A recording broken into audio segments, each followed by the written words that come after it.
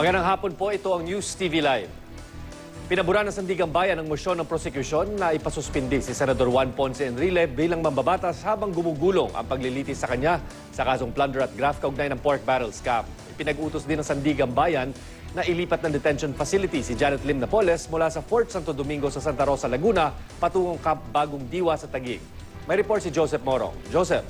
Sinuunahan muna natin yung kay Senador Juan Ponce Enrile. Nag-utos ang Sandigan Bayan 3rd Division na i-suspend o suspindihin itong si Senador Enrile bilang senador for 90 days. No? At ang sabi ng korte ng Sandigan Bayan 3rd Division ay yung kanilang utos ay ibigay nila sa Senado kay Senate President Franklin Drilon at ni-request nila sa opisinang yon kay SP na mag-report or sabihin sa korte within 5 days kung ano ang nangyari doon sa kanilang utos.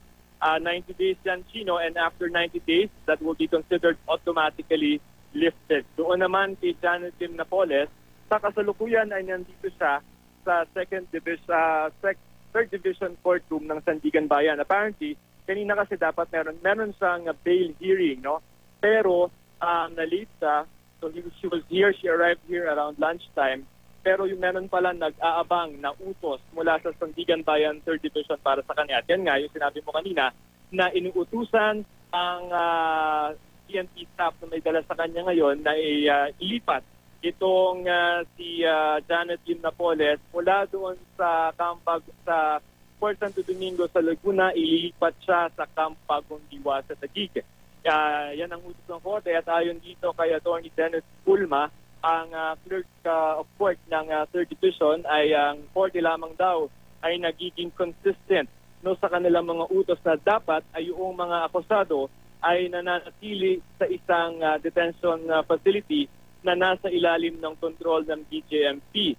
At ang kanina doon sa pagdinig sa korte ay nag-voice out itong si Justice Martirez ng 3rd Division, Justice Samuel Martirez, na yun palang Camp Bagong Diwa na pag-alaman nila ay hindi yan detention facility kundi isang training facility.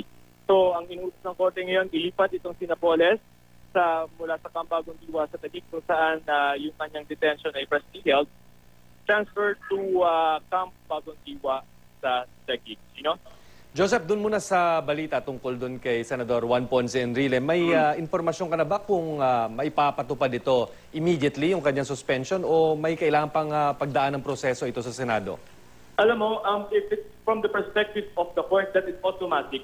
Ang sinasabi ng doon sa mga hearing tungkol dyan in the past, ay ang sabi ng prosecution that is automatic, that is in the power of the court to automatically suspend yung isang public official na naharap sa kasong plunder at hindi naman yan in conflict doon sa constitutional provision na nagsasabi na ang tanging Senado lamang sa kaso ni Senador Enrile ang may kapangyarihan magdiscipline dito. Ang sinasabi ng prosecution is that yung pagsususpindi ng korte ay preventive.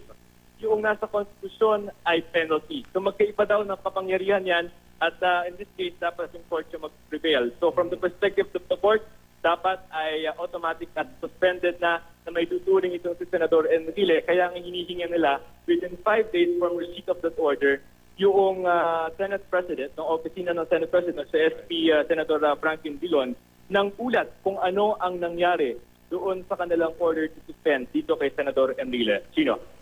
Balikan na natin ng konti, Joseph. May nauna ng ibinabang suspension order din yung Sandigan Bayan laban doon sa isa pang akusado na senador. Ano na ba ang status nun, Joseph, para sa ating mga... You're talking about Senator Estrada, no? Yes. Ang huli nating alam ay natanggap na yan ng Senado yung utos naman yan na ang Sandigan Bayan 1st Division. Dangan nga lamang ay hindi pa yata napapatupad yung suspension order na yan. So we will await. I think we have already communicated to Senator Drilon and informed him of this pending decision by the Sandigan Bayan 3rd Division. So we will find out later on pag nag-grant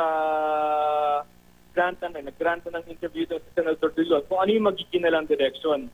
Pero kung korte yung papanginggan natin, this is their power at meron namang jurisprudence yan tungkol doon sa mga public officials na nahaharap halimbawa sa mga kaso. So yun yung discussion yan between penalty versus preventive suspension. Pag itong ginagawa ng Korte ay preventive suspension lang. Yung sa Constitution is penal. So magkaibang parusa. Yes. Parusa yung sa Constitution, ito ay preventive lamang kasi nga she's undergoing a criminal case. Okay. Maraming salamat, Joseph Moro. At yan po ang maiinit na balita sa oras na ito. Tutok lang dito sa GMA News TV para oras-oras alam mo. Ako po si Chino Gaston. Maraming salamat.